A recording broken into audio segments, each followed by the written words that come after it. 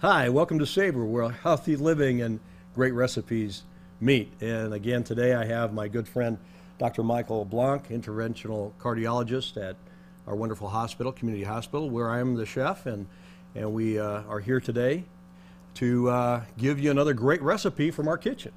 You know, we're going to use the granola that we made at one of our previous episodes. And the nice thing about this granola, Henry, is that put it in an airtight container. You can eat it when it's warm, but then save it for up to a month, and you can do a great recipe like this. Yes, and that recipe is on the website, the ContraValleyHomepage.com.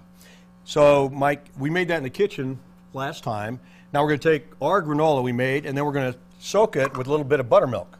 You know, buttermilk, I think people hear butter, they think it's probably the worst kind of milk that you can have, and it's actually just the opposite.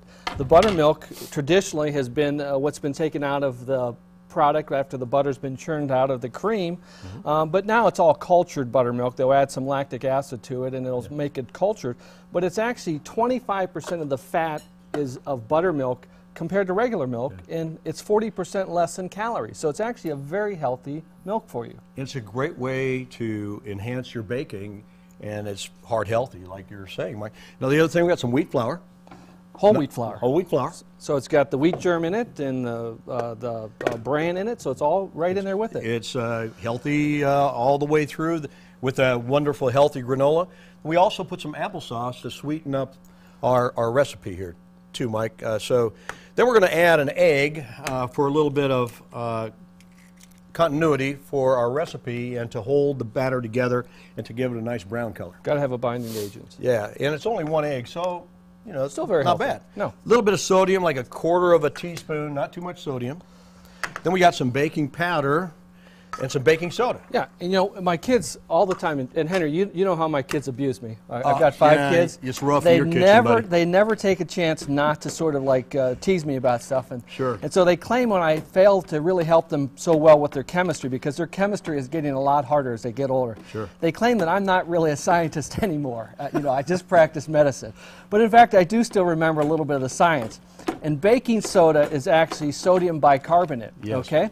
So it really, in and of itself, it can't do anything to help our baking. It's got to have an acid to mix with that. That's why the buttermilk or chocolate or whatever. So you can use baking soda when you have an acid with it to make those carbon dioxide bubbles to fluff up your baking product. If you don't have an acid in your product, then you want to use a baking powder. Wow. Well, in spite of what your kids think, I think you are a good scientist as well as a great doctor. Well, so, hey, congrats. That's great information, Doc. I'll let you text them that, okay? Kids, your dad's, he's good. He's a scientist as well. Flaxseed, half cup. Again, very high in omega-3 fatty acids. Very good for you. More flavor, a little vanilla. So we have all these great flavors, Doctor, going through our waffle mix here. And if you want to get your cardiovascular workouts, you can do it this way, but probably the best way to mix this up is to put it in a blender or a food processor, and that really will sort of grind up all the good parts of it and make a more consistent mixture. Yeah. Somebody came and got my blender, borrowed my blender today, and it's gone, so Doc and I have to mix it up like this. But make sure you soak that granola for a while so your waffle's not chunky and it'll fit in your waffle iron well. So we have some batter here, and we have our waffle iron. Mike's going to spray the waffle iron down a little bit so it won't stick. So we have this small waffle iron, and today we're going to put in this waffle iron the batter we just put together for you, and a little over 2 ounces. You don't want to put too less or too much. You know, you probably in your waffle iron, Michael, you've probably seen put too much in it, it overflows and makes a big mess. But a little over 2 ounces in this one. Lock it down, and in about 3 minutes, you got a great waffle. Okay? Now, Mike, what I'm going to do with the magic of television, I made you a couple waffles here. And not only some good waffles, but I made a wonderful little compote, which is with strawberries, some apple juice, and a little bit of Granola liquor, okay? And what I did was put like an 1/8 of a cup of apple juice and about a cup of strawberries and a little bit of Granola, and I blended them, a little touch of sugar. This time of year, the strawberries are a little bit tart. Yep. So we have to make sure we add a little bit of sugar. Now, if the strawberries are sweet enough, we don't have to do that. And I want you to try my strawberry compote.